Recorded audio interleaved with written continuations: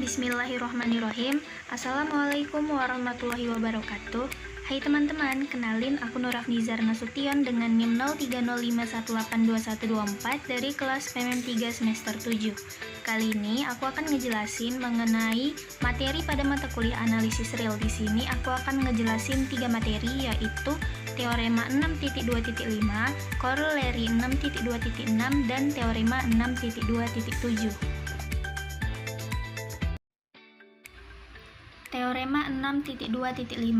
Di sini dikatakan bahwa misalkan f kontinu pada interval tertutup I didefinisikan A, B, dan f memiliki turunan pada interval terbuka A, B, serta f aksen x sama dengan 0 untuk x elemen A, B, maka f dikatakan konstan pada I.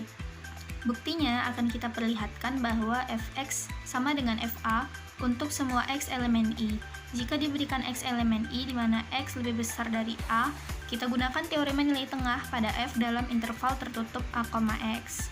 Nah, kita dapat suatu titik C tergantung pada nilai x antara A dan x sedemikian sehingga fx dikurang fa sama dengan f aksen C dikali x dikurang A. Bila f aksen x nilainya 0, berdasarkan hipotesis, kita dapatkan bahwa fx dikurang fa nilainya juga sama dengan 0. Dari sini maka nilai fx sama dengan fa untuk setiap x elemen I. Corollary 6.2.6.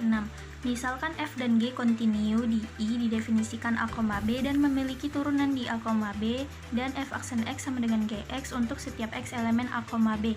Terdapat suatu konstanta C sedemikian sehingga f sama dengan g ditambah c pada I. Ingat kembali bahwa suatu fungsi f memetakan I menuju R dikatakan naik pada interval I jika x1, x2 dalam I yang memenuhi x1 lebih kecil dari x2 dan fx1 lebih kecil sama dengan fx2. Ingat juga bahwa f dikatakan turun pada I jika fungsi f naik di I. Teorema 6.2.7. Diberikan f memetakan I menuju R dapat diturunkan pada selang I jika a. F naik pada I jika dan hanya jika f aksen x lebih besar sama dengan 0 untuk semua x elemen I. B. F turun pada I jika dan hanya jika f aksen x lebih kecil sama dengan 0 untuk semua x elemen I. Akan kita buktikan poin A dan poin B tadi. Poin A. F naik pada I jika dan hanya jika f aksen x lebih besar sama dengan 0 untuk semua x elemen I.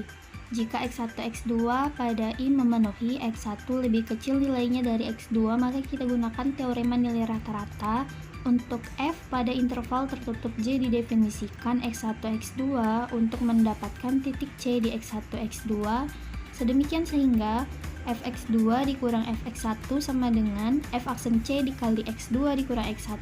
F aksen x lebih besar sama dengan 0 dan x2 dikurang x1 lebih besar dari 0. Ini membuktikan bahwa fx2 dikurang fx1 lebih besar sama dengan 0. Mengapa demikian? Nah, dari fx1 lebih kecil sama dengan fx2 dan x1 lebih kecil dari x2 merupakan sembarang titik pada I, maka kita simpulkan bahwa f naik di I. Poin B. F turun pada I jika dan hanya jika f aksen x lebih kecil sama dengan 0 untuk semua x elemen I. Kemudian pada setiap titik x tidak sama dengan C di I kita dapatkan fx dikurang fc per x dikurang c lebih besar sama dengan 0. Mengapa? Dengan menggunakan teorema 4.2.6 kita simpulkan bahwa f aksen c sama dengan limit x menuju c dari fx dikurang fc per x dikurang c lebih besar sama dengan 0. Suatu fungsi f dikatakan naik tajam pada rentang I jika untuk setiap titik x1, x2 dalam I sedemikian sehingga x1 lebih kecil dari x2. Kita dapat fx1 lebih kecil dari fx2. Suatu argumen dari pembuktian teorema 6.2.7 dapat dimuat untuk memperlihatkan bahwa suatu fungsi memiliki turunan positif pada suatu rentang yang naik tajam. Tetapi sebaliknya akan salah bila suatu fungsi dapat diturunkan naik tajam memiliki suatu turunan yang menghilangkan beberapa titik.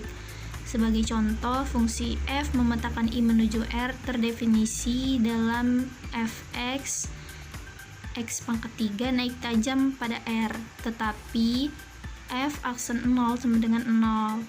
Keadaan untuk fungsi yang turun tajam adalah sama. Sangat beralasan bahwa untuk mendefinisikan suatu fungsi naik pada suatu titik, jika terdapat suatu persekitaran dari titik tersebut pada fungsi naik. Sebagai contoh, jika turunannya pada suatu titik cenderung positif, maka fungsinya naik pada titik ini, tetapi keadaan ini tidak berlaku sebaliknya.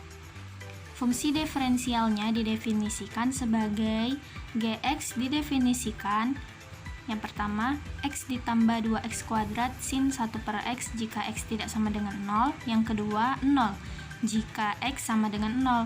Selanjutnya, kita akan mencari sufficient condition untuk suatu fungsi sehingga memiliki relatif ekstremum pada suatu titik interior dalam suatu rentang. Sekian penjelasan materi dari saya, semoga dapat dimengerti oleh teman-teman semua. Terima kasih telah menyaksikan video penjelasan ini sampai akhir. Atas kekurangan dan kesalahan saya dalam membuat materi maupun video penjelasan ini, saya mohon maaf.